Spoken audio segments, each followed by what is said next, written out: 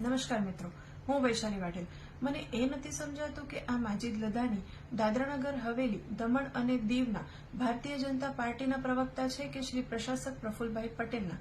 જ્યારે આપણા માનનીય સાંસદ શ્રી ઉમેશ બાબુભાઈ પટેલજી પ્રશાસક પ્રફુલભાઈ પટેલ પર કોઈ પણ સવાલ ઉઠાવે છે ત્યારે સામેથી જવાબ દાદરાનગર હવેલી, દમણ અને દીવના ભારતીય જનતા પાર્ટીના લોકો શા માટે આપે છે? હું ભારતીય જનતા પાર્ટીના પ્રવક્તાને કહેવા માંગુ છું કે તમે જે સર્ક્યુલર સોશિયલ મીડિયા પર મૂક્યું છે તેમાં તમે પોતે જ તમારા આકા પ્રશાસક પ્રફુલ પટેલજીની પોલ ખોલી દીધી છે અને તમે સાંસદજીને સાચા સાબિત કરી દીધા છે. તમે જે સર્ક્યુલર સોશિયલ મીડિયા પર મૂક્યું છે તેમાં સાફ લખ્યું છે કે શનિવારે અને રવિવારે સરકારી કાર્યાલયો ખુલ્લા રાખવામાં આવ્યા હતા. દાદરાનગર હવેલી અને દમણ અને દીવના ભારતીય જનતા પાર્ટીના નેતાઓ બતાવો. પ્રદેશના પ્રશાસક અને હાલ તમારી પાર્ટીના સંચાલક એવા પ્રશાસક પ્રફુલભાઈ પટેલજી ને એવી શું ઇમરજન્સી આવી પડી હતી કે રજાના દિવસોમાં સરકારી કાર્યાલયોને ખુલ્લી રાખીને ફાઇલો ઉપર નીચે કરવા પડી હતી? સાથે એ બતાવો કે લક્ષદ્વીપ ટ્રાન્સફર થઈ ગયેલા અધિકારી ગૌરવસિંહ રજાવતજીને દમણ બોલાવી સરકારી કાર્યાલયમાં શું કામ કરાવ્યું? દાદરાનગર હવેલી અને દમણ અને દીવના પ્રશાસકના નેતાઓ, તમે જ કહો કે દમણ અને દીવમાં બનેલા નવા આલિશાન સરકારી સર્કિટ હાઉસમાં જો એક રૂમ લેવા જઈએ તો એક રૂમ કેટલા રૂપિયામાં મળે છે?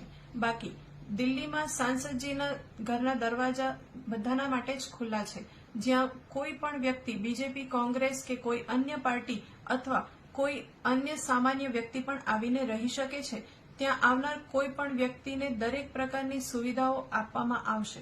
કહેવું ના જોઈએ, પણ દમણ અને દીવ કે દાદરાનગર હવેલી કોંગ્રેસ બીજેપીના લોકો પણ ત્યાં જ રોકાય છે.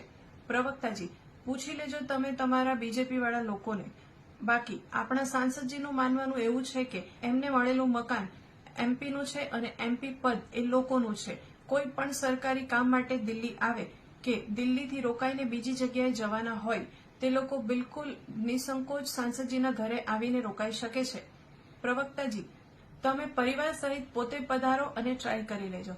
સાંસદજી તેમના દિલ્હીના ઘરે દરેક પ્રકારની સેવા કરશે અને સંસદ સદનની ગેલેરીમાં લઈ જઈ સંસદ બતાવશે, સાથે રાષ્ટ્રપતિ ભવન બતાવી દિલ્હી દર્શન પણ કરાવશે.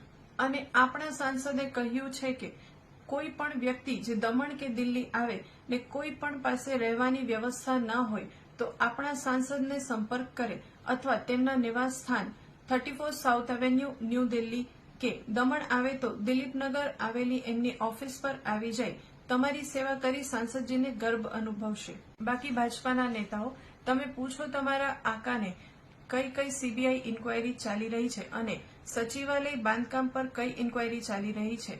બાકી ઘણું બધું છે કહેવા માટે. પ્રવક્તાજી, તમે જરા શાંતિ રાખો.